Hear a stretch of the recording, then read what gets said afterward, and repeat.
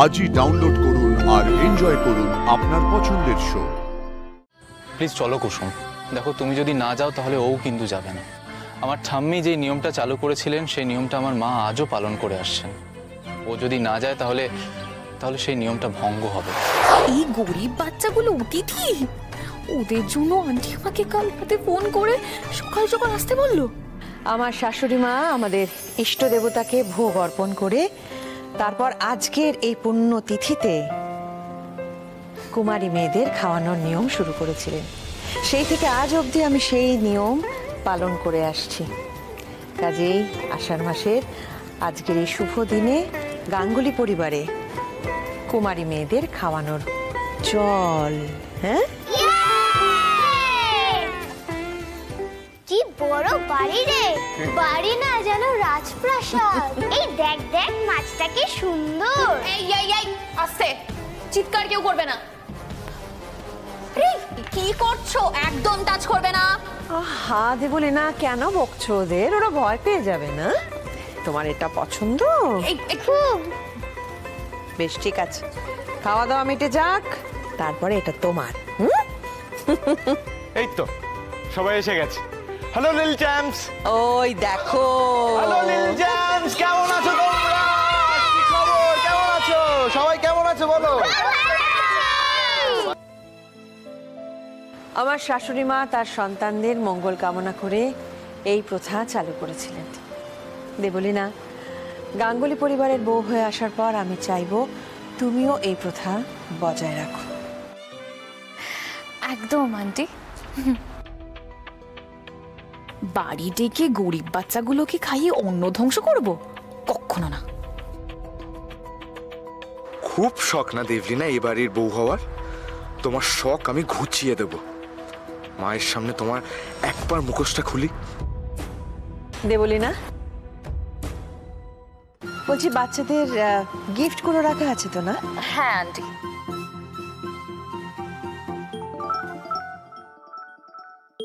Roshan phone করছে কেন?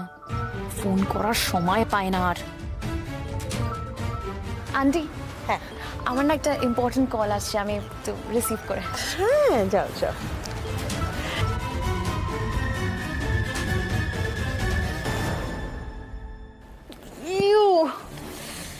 একটা নোংরা জামা পরে আমার গায়ে ধাক্কা দিয়ে দিল। তার চোখটা কি কপালে তুলে হাঁটছো? সরি, আমি খেয়াল করিনি। ফ্রিতে খাবার দিচ্ছে শুনে অমনি হাবাদের মতো খেতে চলে এসছো, তাই তো? মা বাবার তো খাওয়ানোর মুরদ নেই।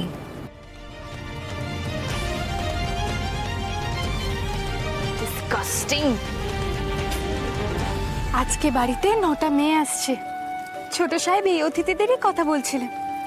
দেবীমা কত ভালো, দেবীমা সবাইকে খাওয়াবে।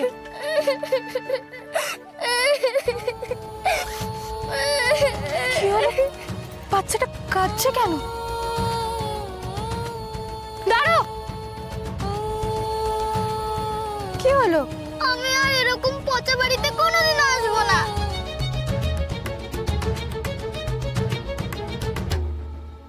কি হচ্ছে? হ্যাঁ, চলো চলো চলো চলো, আগে খাওয়া তারপর খেলা, কেমন? এসো চলো।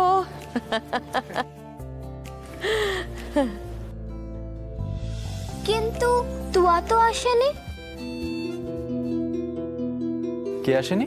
তুয়া আমাদের বন্ধু, ও তো আমাদের সাথেই ছিল।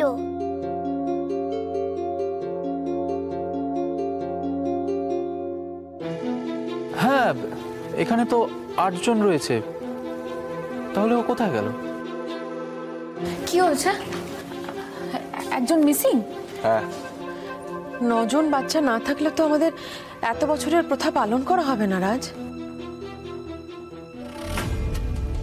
ওই মেয়েটা কি চলে গেল নাকি? যাকে গেছে ভালো হয়েছে। আন্টি, একজন নেই তো কি হয়েছে? বাকিরা তো আছে, ওদেরকেই খাইয়ে দাও না। একজন নিশ্চয়ই বাড়ি চলে গেছে। এটা হয় না দেবলীনা। আমাদের নিয়ম অনুযায়ী 9 জন বাচ্চা আজ আমাদের অতিথি, এই 9 জনকেই খাওয়াতে হবে। 9 জনকে যদি না খাওয়ানো হয় তাহলে নিয়ম ভঙ্গ হয়ে যাবে। আয়ুষ, হ্যাঁ মা? যাও তো দেখো তো, খুঁজে নিয়ে এসো না বাচ্চাটিকে। হ্যাঁ, তুমি কোনো চিন্তা করো না, আমি দেখছি।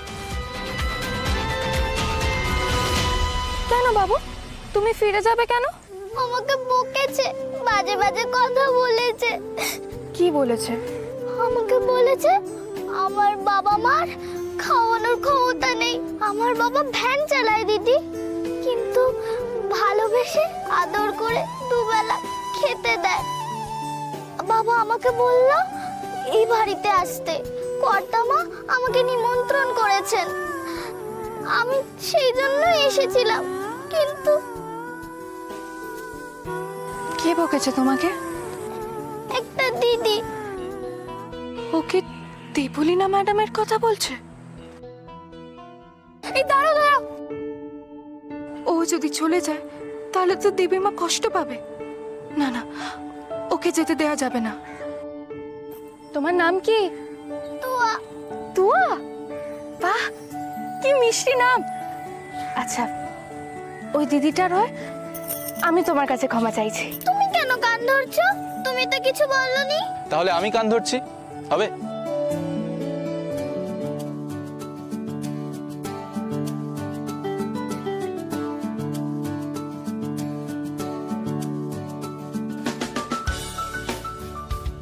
তুমি তো আমাদের অতিথি, এবার তুমি যদি না খেয়ে আমাদের বাড়ি থেকে চলে যাও তাহলে তো আমাদের প্রত্যেকের মন খারাপ হবে। তখন কিন্তু আমরাও সবাই তোমার মতো করে কাঁদবো। তোমার সেটা ভালো লাগবে বুঝি? চলো আমার সাথে চলো। না, ভেতরের এক দিদি আমাকে খুব খারাপ খারাপ কথা বলেছে, আমি এই দিদিটার সাথে যাব। ঠিক আছে, কুসুমও যাবে তোমার সাথে। না না ছোট সাহেব, দেবীমা আমাকে বাড়িতে ঢুকতে বারণ করেছে আজকে। আমি দেবীমায়ের আদেশ অমান্য করতে পারবো না। বেশ, তাহলে তুমি আমার অনুরোধটাও রাখবে না, তাই তো? প্লিজ চলো কুসুম। দেখো, তুমি যদি না যাও তাহলে ও কিন্তু যাবে না। আমার ঠাম্মি যে নিয়মটা চালু করেছিলেন সেই নিয়মটা আমার মা আজও পালন করে আসছেন। ও যদি না যায় তাহলে তাহলে সেই নিয়মটা ভঙ্গ হবে। প্লিজ চলো।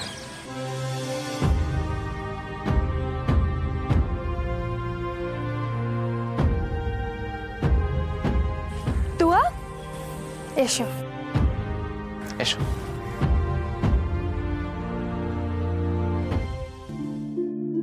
কোথায় যে গেল মেয়েটা?